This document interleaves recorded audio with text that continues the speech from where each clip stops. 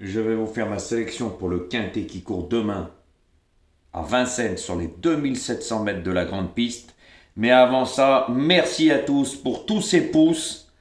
On a explosé le record. Il y en a un, il a dû faire une crise de jalousie. Et les vues, je vous en parle même pas. On a cassé la baraque. Continuez comme ça, partagez et aimez ma vidéo. Et partagez tout autour de vous. Comme je vous ai déjà dit, suivez un ou deux pronostiqueurs réguliers. Pas la peine d'en suivre 50 car vous allez être perdu. À bon entendeur. Donc attention demain les amis. Moi je ne vais pas faire une sélection comme tout le monde. Il y a des favoris que je vais gicler comme j'avais fait avec Y de Ceylan dans le GNT à Toulouse. Eh oui, parce que moi je fais le papier, j'utilise pas un logiciel où je joue pas au pif et je lis pas dans une boule de cristal. Et oui, et jusqu'à présent mes résultats sont très très bons.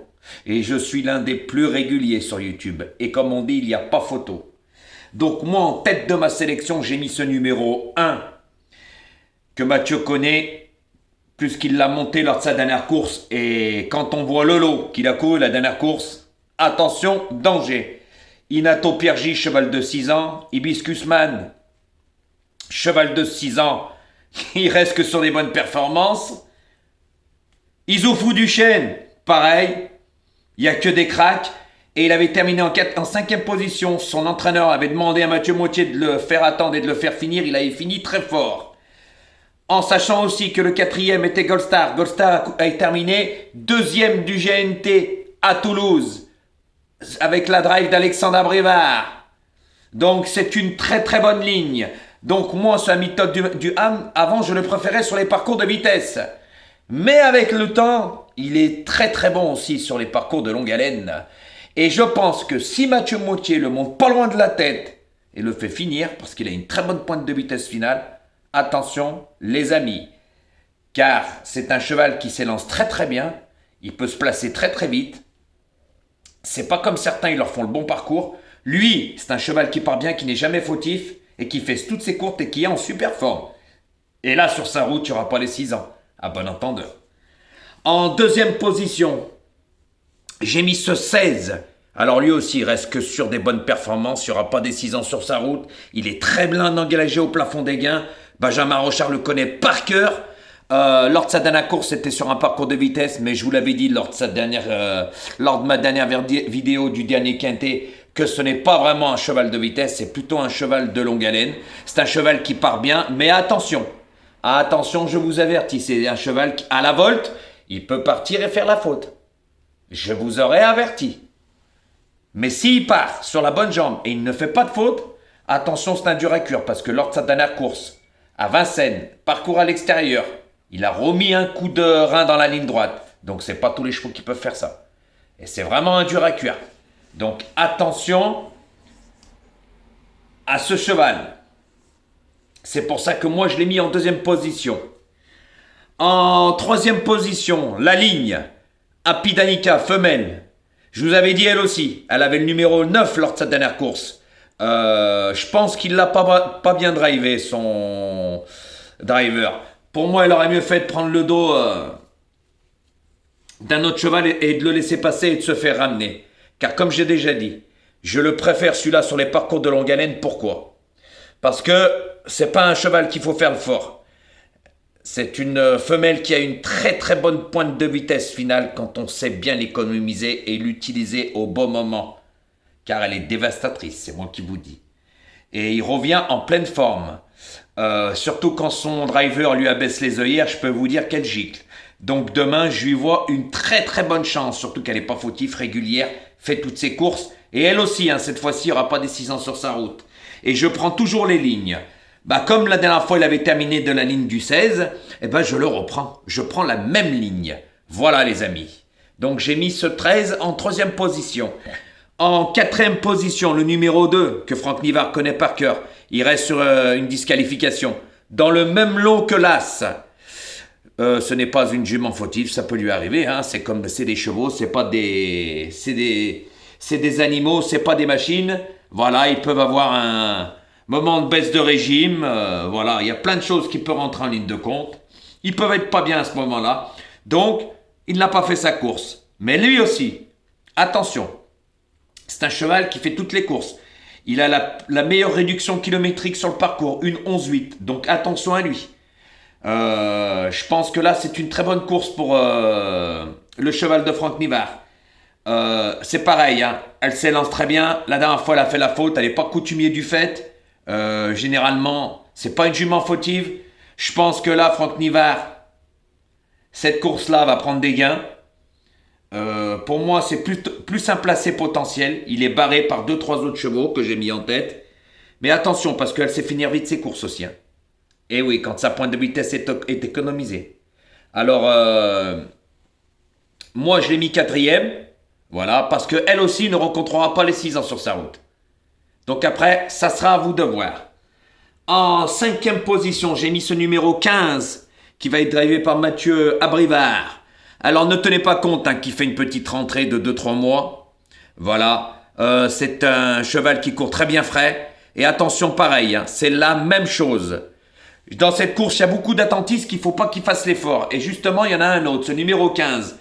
C'est un cheval qui fait toutes ses courses, régulier. Il cherche sa course avec application et il n'est jamais fautif. Par contre, il ne doit pas faire le fort dans un parcours. C'est pareil. C'est pour ça que moi, je l'ai mis cinquième parce qu'il fait une petite course de rentrée. Et il a un engagement, un bon entendeur, notez-y bien, au mois de décembre, où il sera mieux engagé. Voilà, tout simplement. Et il aura une course de rentrée. Donc, attention. Après, suite avec un bon parcours, il peut terminer dans les 3 premiers. Hein. Voilà, moi, c'est les 5 chevaux que je vois. En priorité. Car comme j'ai déjà dit, quand on fait le papier, les chevaux qu'on met en tête, c'est ceux-là qu'on voit. Quand on met un cheval en cas de non-partant, c'est à mourir de rire. Mais moi, j'en mets pas, ni de regret. J'en donne que 8, à bon entendeur. En 6e position, j'ai mis ce numéro 12, qui va être monté par Nicolas Bazir, qui le connaît par cœur. Hein. Mais moi, c'est un cheval que je préfère piste plate. Je vous le dis honnêtement. Piste plate et sur les parcours de vitesse à Vincennes. Voilà. Moi, ce qui me dérange, c'est quand il monte la montée. Tout simplement. C'est pour ça que moi, je vois par rapport à ses allures et ses performances, je le préfère sur les parcours, voilà, où c'est plat. Pour ça que ça s'appelle piste plate. Mais avec un bon parcours, surtout que Nicolas, c'est pas le driver que je préfère, je vous le dis honnêtement. Mais quand il a des bons chevaux et un bon parcours, là, il peut faire quelque chose. Mais il peut rentrer 3, 4e, 5e avec un bon parcours. Hein. Ah, il a sa chance. C'est pour ça que je l'ai mis 6e. Par rapport, j'aime pas le driver non plus, hein, ça a joué. Et puis, je le préfère sur les parcours de vitesse et piste plate. Après, ça sera à vous de voir. En 7e position, j'ai mis ce numéro 10, qui sera drivé par David Thomas, qui le connaît par cœur. Hein. Les Thomas sont en super forme en ce moment. Ce cheval reste sur 2 bonnes courses en montée. Donc là, il revient à l'attelé. Lui aussi n'aura pas les 6 ans sur sa route. Mais par contre, c'est un cheval que j'aime bien quand il prend tête et corde. Mais le problème, pareil, je vais vous le dire. La montée, ça lui donne un coup de pompe. Hein. C'est moi qui vous le dis. Après, suite à 2 parcours, autre montée, ça a pu le transcender. Et ça va lui permettre de mieux monter la montée. Mais moi, je pense que demain, c'est plus un placé potentiel, 4e, 5e, 5e, pas mieux. Voilà, tout simplement. Après, vous faites bien comme vous voulez. Parce que je vous le dis, c'est un cheval qui mène tête et corde. Il aime dominer les autres. Quand il est au milieu des autres, ce n'est pas le même cheval. Et vous verrez demain. Pour ceux-là qui regardent la course, regardez si David Thomas prend la tête, il a qu'un train, ce cheval. Il use ses adversaires au train, c'est ce qu'il aime, son cheval. Mais par contre, s'il n'est pas en tête et il fait l'extérieur ou il est au milieu de peloton, vous verrez que ce n'est pas le même cheval et ça dit, il ne fera même pas l'arrivée. N'oubliez pas ce que je vous ai dit. Moi, je fais le papier, je sais comment courent ces chevaux-là. C'est pour ça que lui, je l'ai mis en 7e position, parce que je sais qu'il faut qu'il prenne la tête et qu'il met le bon train et qu'il même me suive parce qu'il a qu'un train. À bon entendeur, après, ça sera à vous de voir et vous verrez demain. On en reparlera. Si demain, il n'est pas en tête, vous direz, Jojo, il avait encore raison. Et mon dernier cheval, ce sera ce numéro 5, Ghostbuster. Alors, c'est la ligne. Hein. C'est la ligne du 16 et du 13. Voilà, lors du dernier quintet, où il avait le 16 derrière l'Autostar. Johan Le Bourgeois n'avait pas fait le fort, hein, c'est le plus mauvais numéro derrière l'Autostar, le 16. Il avait tout repris, que le peloton, il avait fini comme une bombe. Attention, ce cheval revient en forme. Hein. Ça, c'est moi qui vous le dis, parce qu'avant sa dernière course, il avait de très mauvaises performances, distancé. Il est en train de revenir en super forme, parce que lui, sa période, c'est l'hiver. Donc, ne tenez pas compte de ses avant-dernières et les autres courses d'avant, parce que lui, il risque d'avoir une très belle cote. Et attention, hein, Johan Le Bourgeois le connaît par cœur. Et ce cheval, lors de sa dernière course, c'était la note. Donc attention, pour moi, il peut se placer dans ce quintet. Hein, s'il ne retombe pas dans ses travers, tout simplement. Donc c'est pour ça que j'ai mis ce 5 en 8e position. Et je voulais vous faire une petite annonce, je n'ai pas joué le 6. Et je vais vous dire pourquoi, parce qu'il y en a toujours après qui se la ramènent. Moi, je n'ai pas joué ce 6 parce que c'est vrai qu'il reste sur des bonnes performances, mais quand on regarde les lots, c'est des vieux chevaux. Eh oui. Et il y en a là, ils ont les dents longues, ils ont affronté les 6 ans. Et là, sur la route, il n'y aura pas les 6 ans. Et pour moi, c'était les petits lots. Voilà, qui l'a couru, ce numéro 6, le cheval à Jean-Paul Marmillon, qui va être drivé par Antoine Z, qui le connaît par cœur. Ils reviennent à Vincennes. Pourquoi ils ne sont pas venus avant? Regardez les anciennes performances. Ah, il n'était pas en forme, bien sûr. Hein, quand on ramène pas un cheval à Vincennes, c'est que le cheval n'aime pas Vincennes. Il en est dégoûté. Et là, c'est vrai qu'il est en forme. Mais quand j'ai regardé les lots qu'il a courus, j'ai dit ce favori qui va être joué, que toute la France pratiquement va jouer, je le raye. C'est comme Y de Ceylan. Je ne le joue pas. Après, s'il rentre, il rentre. C'est à vous de voir. Mais moi, je fais le papier, comme j'ai déjà dit. Quand je raye un cheval, je sais pourquoi je le raye. Je joue pas plouf plouf plouf ou avec un logiciel. D'accord? Parce que pour le GNT à Toulouse, il y a que je joue, puis avec des tocards. Hein. Tout le monde avait joué les favoris, je vous avais dit quoi? Eh oui. Donc, des fois, il faut savoir prendre des risques. Et moi, ce 6 de ce quintet de demain, je ne le joue pas. Parce que je peux vous dire, vous pouvez vérifier les dernières courses qu'il a courues, c'est pas des gros lots. Hein. Il s'est même fait battre l'avant-dernière course par Ghostbuster. Hein. Donc, voilà. Hein. Déjà, les gens qui ont joué le 6, s'ils ne jouent pas le 5, c'est qu'il y a un problème. Hein. Voilà, hein, tout simplement. Parce que le 5 avait battu ce 6 de demain. Mais moi, ce 6, j'en veux pas. Voilà. Et je sais pourquoi je joue mes chevaux et je sais pourquoi je les joue pas. Tout simplement, je vous ai donné les explications. Comme ça, quand il y en a surtout un qui l'ouvrira, il écrasera. Voilà, parce que c'est bien beau de dire ça. Voilà, mais quand on n'a rien, on comprendra qui pourra. Et moi, par contre, je ne mets pas un 4 non partant, puis je l'utilise quand j'en ai besoin. Hein? Tout simplement, je ne mets pas de regret non plus. Et comme j'ai déjà dit, hein, on ne fait pas les arrivées comme ça arrange. Voilà. Et messieurs, dames, n'oubliez pas, suivez des pronostiqueurs qui sont réguliers. Ne vous attardez pas sur plusieurs ou allez voir d'autres vidéos. Ça va vous induire en erreur. Écoutez Jojo, c'est pas des conneries. Restez avec un pronostiqueur ou deux et faites votre tambouille, comme on dit. Voilà. Parce que généralement, vous êtes là pour gagner. Il n'y a pas que la pain du gars et de jouer. Là, c'est vrai que c'est de l'adrénaline, surtout quand on va sur un hippodrome. Mais c'est l'appât du gain, messieurs, dames. Eh oui, c'est de gagner. Sinon, jouer pour ça, c'est pas vrai. C'est l'appât du gain. Il faut pas se voiler la face dans la vie. Moi, je suis quelqu'un qui est franc du collier. Que ça plaise ou pas. Pour ça que je dis, celui qui est pas content, il dégage. Tout simplement. Mais moi, je sais pourquoi je joue mes chevaux. Et mes résultats sont là. Parce que quand ça paye, Jojo, il est là. Et il y en a à la rue complète. Tout simplement. Et il y en a, pour moi, je vous ai déjà dit, suivez des personnes qui expliquent les chevaux. Pourquoi ils les jouent. Là, oui.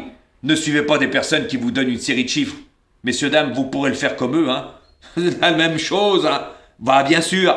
Donc voilà, et faire le papier, c'est pas donné à tout le monde. Et quand on utilise un logiciel, je peux vous dire que c'est cuit. Vous pouvez pas faire les lignes comme je viens de faire. Et comme je vous explique. Et encore, je pourrais plus s'approfondir.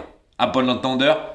Et si vous avez aimé ma vidéo, likez-la. Et partagez autour de vous. Parce que les abonnés augmentent à une vitesse phénoménale. Hein. Et encore merci pour tous ces pouces d'aujourd'hui. Et avec toutes ces vues, parce que on en a déjà discuté, je devrais avoir largement plus de vues que ça, mais largement plus de vues que ça, vu mes résultats. Parce qu'on n'est pas récompensé par rapport à nos résultats. Et oui, et petit message pour les hommes, arrêtez d'aller voir des femmes parce que de faire du lèche-botte blues, parce qu'il y en a surtout 2-3, et je vais en citer un de nom. Il y en a un, c'est Freddy, il se reconnaîtra, il pleurait. Mais j'ai ces messages, je les avais mis dans ma communauté parce que je l'avais bloqué. Quand on va manger à tous les râteliers, franchement, ça fait bien rire. À bon entendeur, et bonne chance pour demain.